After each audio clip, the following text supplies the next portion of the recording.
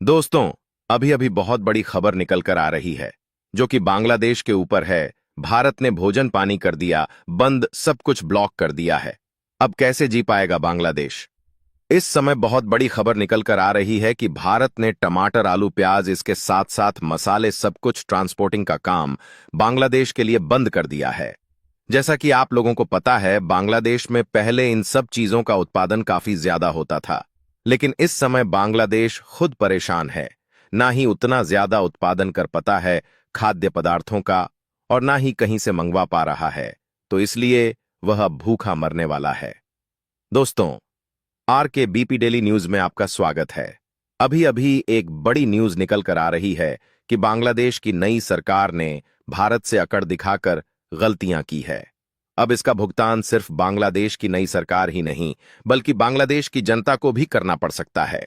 दरअसल आपको याद हो तो कुछ समय पहले भारत ने राइस और नियन यानी कि चावल और प्याज के एक्सपोर्ट पर बैन लगाया था, जिसमें बांग्लादेश का नाम भी शामिल था। और अभी रिसेंटली शुगर यानी कि चीनी के एक्सपोर्ट पर भी भारत की तरफ से बैन लगाया जा चुका है।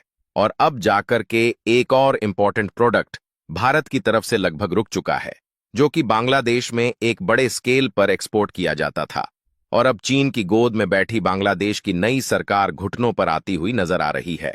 असल में देखा जाए तो साल 2024 में भारत की तरफ से एक इंपॉर्टेंट फूड प्रोडक्ट पर बैन लगाया जाता है, लेकिन बांग्लादेश इस चीज को उस समय हल्के में लेता है। और इस रिपोर्ट में आप साफ साफ देख सकते हैं कि बांग्लादेश में जो सिचुएशन इस समय चल रही है, वहां पर पोटैटो यानी कि आलू की कीमत दिन पर दिन काफी तेजी के साथ बढ़ती जा रही है। क्योंकि एक तरीके से देखा जाए तो बांग्लादेश में पोटैटो की भारी कमी हो गई है, और बांग्लादेश के बिगड़ते हालातों के कारण मार्केट की उथल पुथल थमने का नाम नहीं ले रही है। दोस्तों, वीडियो में आगे बढ़ने से पहले वीडियो को एक लाइक अवश्य कर दें और कमेंट में जय श्री राम, भारत माता की जय अवश्य लिखें। और आपका यह छोटा सा चैनल है जिसे आपको सब्सक्राइब कर लेना है। दोस्तों, लाइक सब्सक्राइब करना यह आपके लिए 1 सेकंड का काम है, लेकिन इससे हमारी काफी मदद होती है। तो आप लोग जल्दी जल्दी चैनल को सब्सक्राइब कर लीजिए और अपना प्यार दीजिए। दोस्तों, आपको बता दें कि बांग्लादेश में एक आइटम नहीं है, बल्कि कि कई आइटम ऐसे हैं जो कि लगभग पूरी तरह से भारत के द्वारा ही एक्सपोर्ट किए जाते हैं। वहीं बांग्लादेश में बढ़ रही यह महंगाई उनकी अर्थव्यवस्था की लुंगी में इतना बड़ा छेद करेगी, जिसे भरने में बांग्लादेश को कई साल लग सकते हैं। पूरी डेवलपमेंट क्या है, इस वीडियो में समझते हैं, लेकिन आगे बढ़ने से पहले बांग्लादेश घुटनों पर आता हुआ नजर आ रहा है। उसके लिए वीडियो को एक लाइक करके चैनल को सब्सक्राइब जरूर कर लीजिए। दरअसल बांग्लादेश की नई सरकार ने पिछले कुछ दिनों में जिस तरीके से भारत को अपने तेव दिखाए हैं, इससे यह बात साफ होती हुई आ रही है कि उनकी नई सरकार पूरी तरह से चीन के सपोर्ट में खड़ी हुई है। क्योंकि इसके पहले शेख हसीना की सरकार पूरी तरह से भारत के सपोर्ट में थी, इसलिए यह लोग उनका विरोध कर रहे थे।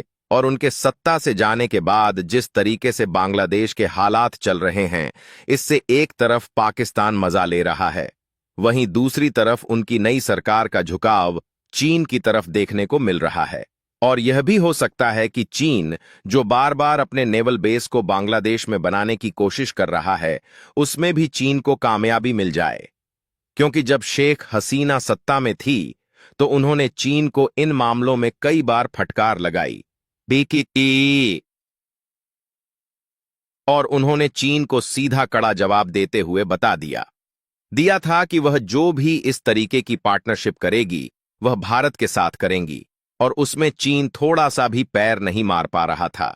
लेकिन जब शेख हसीना सत्ता से हट गई है और नई सरकार का झुकाव चीन की तरफ देखने को मिल रहा है, तो इससे यह बात साफ होती हुई देखी जा रही है कि हो सकता है कि आने वाले समय में चीन और बांग्लादेश मिलकर नेवल एक्टिविटीज भी करें। इसका अंदाजा द इकोनॉमिक टाइम्स की इस कटिंग को देख लगा सकते हैं, जो कि हाल ही में निकल कर आ रही है। और इसमें साफ साफ बताया जा रहा है कि बांग्लादेश के जो नए होम एडवाइजर हैं, उनका भारत के साथ कई बार ऑलरेडी टकराव हो चुका है। और इतना ही नहीं, बल्कि भारत एक तरफ जहां बांग्लादेश में अत्याचारों और उथल-पुथल के हालातों को शांत करने की कोशिश कर रहा है। वहीं इसी बीच बांग्लादेश की बीएनपी विरोधी पार्टी, जो इस समय नई सरकार के रूप में सिलेक्ट की गई है, उनकी तरफ से फिर से एक बार मुद्दा गर्म किया जा चुका है। दरअसल हाल ही में खबर निकल कर आ रही है कि शेख हसीना, जो कि इस समय भारत में टिकी हुई है, उन पर बीएनपी पार्टी की तरफ से कई आरोप लगाया गया है और शेख हसीना को भारत के द्वारा वापस बांग्लादेश में भेजने की बात कही जा रही है। हालांकि हालात जब तक शांत नहीं हो जाते, तब तक भारत शेख हसीना को बांग्लादेश में नहीं भेज सकता। फिलहाल इन बातों से यह जाहिर हो रहा है कि बांग्लादेश की नई अंतरिम सरकार जानबूझकर भारत से रिलेशन को खराब करने पर तुली हुई है और चीन की ओर झुकती हुई देखी जा रही है। लेकिन जब बात आती है फूड सिक्योरिटी की, तो बांग्लादेश सबसे ज्यादा भारत के ऊपर डिपेंडेंट है। यहां तक कि कुछ हद तक इंपोर्ट और एक्सपोर्ट सेक्टर बांग्लादेश का भारत द्वारा मैनेज किया जाता है। और फूड को लेकर देखा जाए तो भारत बांग्लादेश का एक बहुत ही बड़ा ट्रेडिंग पार्टनर है, जिसमें बांग्लादेश को दाल, गेहूं, चावल, शुगर, ऑनियन और पोटैटो के साथ साथ मसाले, फल और सब्जियां एक्सपोर्ट की जाती है। लेकिन आपको जानकर हैरानी होगी कि एक समय था जब बांग्लादेश पोटैटो का काफी अच्छा प्रोड्यूसर देश माना जाता था और वह दूसरे देशों में एक्सपोर्ट भी करता था। लेकिन पिछले कुछ सालों से बांग्लादेश की उथल-पुथल उनकी अर्थव्यवस्था को काफी ज्यादा नुकसान पहुंचाया है, जिससे बांग्लादेश में पोटैटो का प्रोडक्शन दिन पर दिन घटता जा रहा है। लेकिन वहीं दूसरी तरफ भारत में पोटैटो का प्रोडक्शन तेजी के साथ इंक्रीज हो रहा है और आज के समय में भारत पोटैटो का दूसरा सबसे बड़ा प्रोड्यूसर कंट्री बन चुका है, जिसके कारण भारत में प्रोड्यूस होने वाले पोटैटो दुनिया भर के विभिन्न देशों में एक्सपोर्ट किए जाते हैं, जिसमें खासकर भारत के द्वारा नेपाल, बांग्लादेश, भूटान, श्रीलंका जैसे अन्य पड़ोसी देश में भारत के द्वारा कम से कम प्राइस में पोटैटो का एक्सपोर्ट किया जाता है। पड़ोसी देश होने के नाते भारत से ट्रांसपोर्टेशन लागत काफी ज्यादा कम लगती है, इसलिए इन देशों को पोटैटो काफी ज्यादा सस्ता मिल जाता है। और इतना ही नहीं, बल्कि भारत में इतनी ज्यादा क्वांटिटी के साथ पोटैटो का प्रोडक्शन होता है कि सऊदी अरब, इंडोनेशिया जैसे देशों के साथ साथ जापान और अमेरिका जैसे विकसित देश भी भारत से ही पोटैटो को खरीदते हैं और भारत दुनिया की कुल पोटैटो का 10% हिस्सा अकेले एक्सपोर्ट करता है। जहां भारत से आलू खरीदने वाले में मिडिल ईस्ट और अफ्रीका के लगभग सभी देश शामिल है और भारत ने ज्यादातर देशों के साथ फ्री ट्रेड एग्रीमेंट साइन कर लिया है, जिससे भारत को इन देशों में अपने फूड प्रोडक्ट एक्सपोर्ट करने के लिए ज्यादा कास्ट नहीं देना पड़ता। वैसे भी भारत का जो टोटल एक्सपोर्ट होता है, उसमें का एक बहुत छोटा हिस्सा ही बांग्लादेश में एक्सपोर्ट होता है। लेकिन ना इससे बांग्लादेश की काफी ज्यादा मदद हो जाती है। आपको बता दें कि बांग्लादेश में आलू की कीमत इतनी ज्यादा बढ़ चुकी है कि वहां की जनता इस समय पूरी तरह से परेशान है, क्योंकि बांग्लादेश की बाजार में आलू की कीमत लगभग दोगुनी हो चुकी है और वहां की मार्केट में पोटैटो ओनियन की कमी देखने को मिल रही है। वैसे देखा जाए तो इसके पहले अब तक बांग्लादेश में भारत से एक्सपोर्ट होने वाली पोटैटो पर 3 बार बैन लगाया जा चुका है, जिसमें मेन साल 2014, 2017 और फिर 2020 में बैन लगाया गया था। लेकिन बांग्लादेश की तरफ से रिक्वेस्ट करने के बाद भारत ने इनको पोटैटो की सप्लाई चालू की थी।